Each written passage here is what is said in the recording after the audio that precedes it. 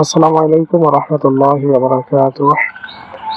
আল্লামা দিলওয়ার হোসাইন সাঈদী এরকম অনেকগুলো বক্তৃতা দিয়ে গেছেন, কথা বলে গেছেন, যেগুলো আজও বর্তমান সময়ের সাথে কিংবা যুগের সাথে খাপ খাইয়ে যায়। অর্থাৎ ওনার কথাগুলো বাস্তবতা আজও চিরন্তন। উনি খুবই অন্তর্দৃষ্টি সম্পন্ন একজন লোক ছিলেন। অনেকগুলো কথা বলে গেছেন যেগুলো বাস্তবতার সাথে মিলে। যেরকম উনি সংসদে কথা বলে নিয়ে একটি কথা বলেছিলেন, যা বাস্তবতার সাথে মিলে যাচ্ছে। আপনারা দেখেন। মহান জাতীয়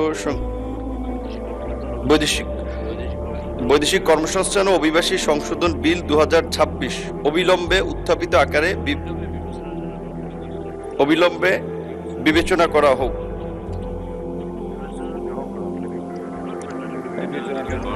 আবার বলেন। সংসদে